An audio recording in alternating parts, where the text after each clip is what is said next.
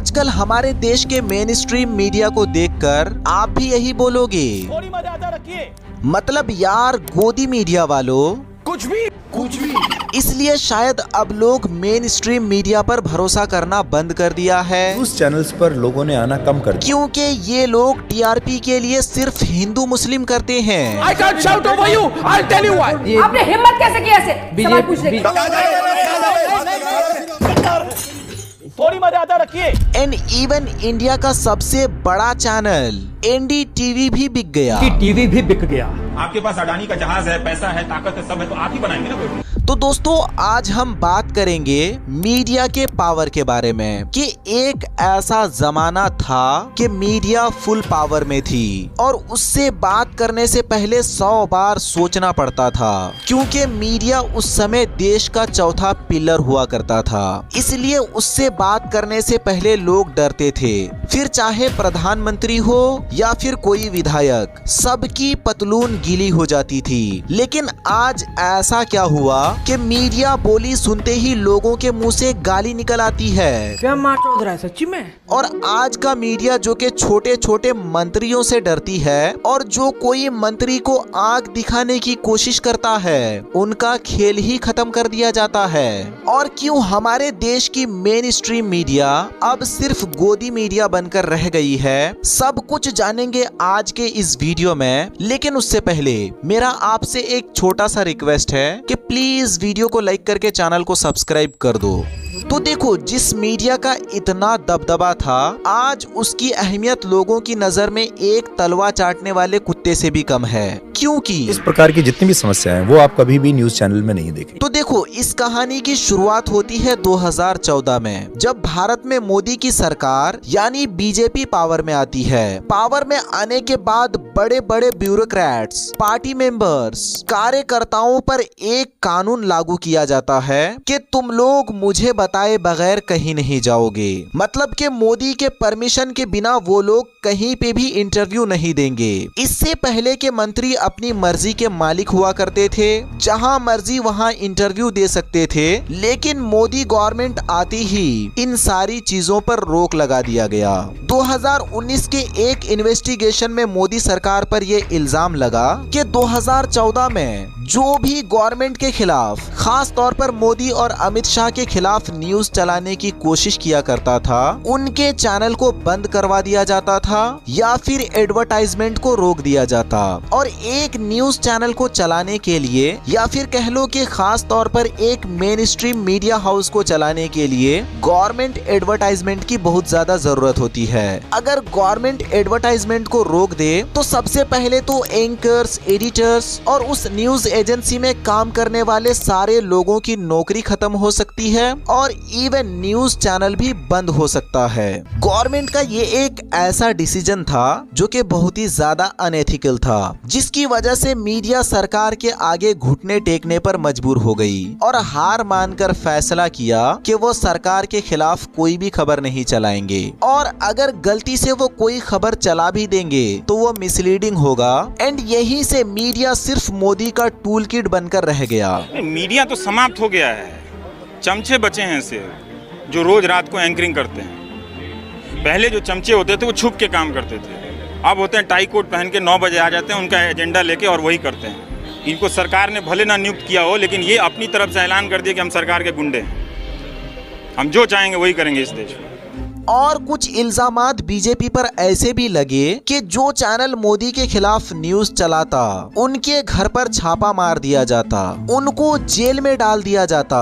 जैसा कि BBC India ने 2023 में एक न्यूज चलाया जिसमें 2002 के गुजरात आंदोलन के बारे में बताया था और उसमें मोदी के बहुत सारे नेताओं का नाम भी बताया गया। The report on the Gujarat riots of 2002. और ये खबर जैसे ही बाहर आई तो बीबीसी न्यूज चैनल के ऑफिस में इनकम टैक्स की रेड पड़ गई। और इसी के साथ 2023 में न्यूज क्लिक नाम के एक चैनल ने एक खबर चलाई थी। उसमें ये बताया गया था कि कैसे छोटे छोटे न्यूज रिपोर्टर को पुलिस के जरिए डराया जाता है और उनको धमकी दिया जाता है, इसलिए कि वो सरकार के काले कारनामे और उनके करप्शन को बेनकाब करते थे। और जैसे ही न्यूज क्लिक इन ने इस खबर को चलाया, उनके ऑफिस में भी रेड पड़ गया और उनके सारे फोन लैपटॉप्स को भी सीज कर दिया गया। इवन न्यूज क्लिक इन के एडिटर को भी जेल में बंद कर दिया गया। अगर आसान लफ्जों में बोला जाए तो जिस देश में मीडिया को कहां बोलना है, क्या बोलना है और कहां चुप रहना है, ये सब अगर सरकार फैसला करेगी तो मीडिया कभी आजाद रह ही नहीं सकती। और इसलिए मीडिया को आज गोदी मीडिया बोला जाता है। लेकिन इस वक्त तक भी कुछ न्यूज चैनल ऐसे थे जो सरकार से मुंह खोलकर सवाल करते थे, जो सरकार के काबू से बाहर थे, हमेशा सरकार को दिन में तारे दिखाने के लिए तैयार रहते थे और मंत्रियों के सर पर एक नासूर जख्म बनकर खड़े रहते थे। लेकिन तभी एंट्री होती है सरकार के जाने माने मित्र एक बड़े प्लेयर की, मतलब अंबानी जी और अडानी जी की। जैसे ही ये दोनों मैदान में अपना कदम रखते हैं, मैदान का माहौल बदल जाता है, क्योंकि मुकेश अंबानी 4000 करोड़ का इन्वेस्टमेंट करते हैं और पूरी न्यूज 18 को खरीद लेते हैं। और मुकेश अंबानी के न्यूज 18 को खरीदने के बाद उसमें काम करने वाले रिपोर्टर आहिस्ता आहिस्ता इस्तीफा देने लगे। लेकिन इसके बाद भी एक ऐसा चैनल था जो सरकार से बेखौफ सवाल करता था और वो मंत्रियों के काले चिट्ठे को खोल रहा था। उसका नाम था एनडीटीवी। कि टीवी भी बिक गया। आपके पास अडानी का जहाज है, पैसा है, ताकत है, सब है, तो आप ही बनाएंगे ना। एनडीटीवी 2014 में बहुत ज्यादा कोशिश की सरकार के रहमो करम पर न रहने की, जो एक अच्छे मीडिया की पहचान है एंड जो अच्छी मीडिया को करना चाहिए। लेकिन बदकिस्मती से फिर से एंट्री होती है अडानी की, जो एनडीटीवी के सारे शेयर को खरीद लेते हैं। इसके साथ साथ पूरा कंट्रोल अडानी के हाथ में चला जाता है। और जैसे ही एनडीटीवी का कंट्रोल अडानी के हाथ में जाता है, एनडीटीवी के मेन एंकर्स इस्तीफा देने लगते हैं। इसलिए सारे मेन स्ट्रीम मीडिया 2022 के बाद सरकार से डरती थी या फिर गवर्नमेंट को कुछ नहीं बोलती थी। और जो नन्ना मुन्ना मीडिया वाला बचा था, जो उनके करप्शन को बाहर निकालने की कोशिश करता था, उन पर या तो हमला हो जाता था, नहीं तो उनको जान से मार दिया जाता था। जैसा कि आप मुकेश चंद्राकर के केस को ही देख लो। इसी तरह 24 दिसंबर 2024 को मुकेश ने बीजापुर में गंगलूर और हिरोली गांव को जोड़ने वाली एक न्यूली कंस्ट्रक्टेड रोड की हालत देखी और इसके ऊपर रिपोर्ट बनाई।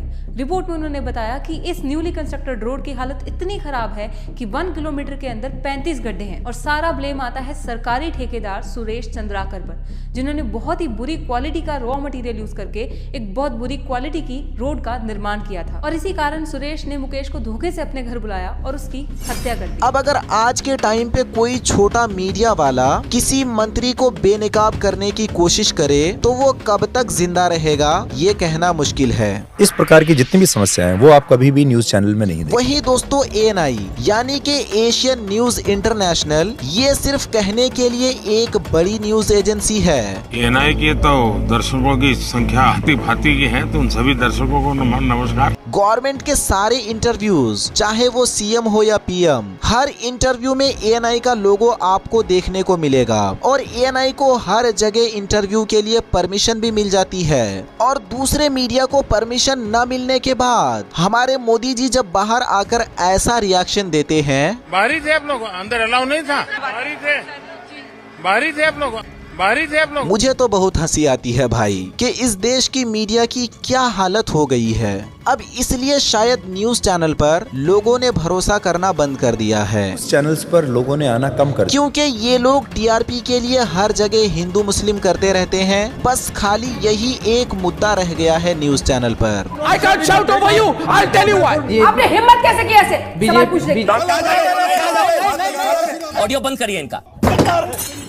थोड़ी मर्यादा रखिए। मतलब अब आप ही बताओ, ये क्या कोई अच्छी न्यूज चैनल की निशानी है? नहीं। मतलब टीआरपी के लिए न्यूज चैनल्स ने अनवेरिफाइड इंफॉर्मेशन चलाई कर कई जगहों पर इस तरह की इंफॉर्मेशन चली है जिसकी वजह से कई सारे सवाल उठे। और इसलिए शायद आज न्यूज चैनल वही दिखाती है जो सरकार चाहती है, या फिर वो दिखाती है जिससे टीआरपी मिले, चाहे फिर वो फेक न्यूज ही क्यों ना हो।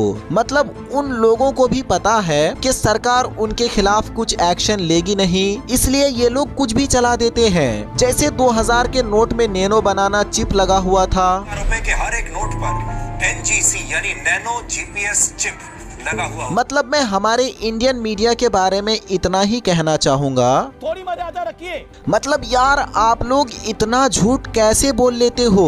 लिटरली न्यूज चैनल पे यही हो रहा है।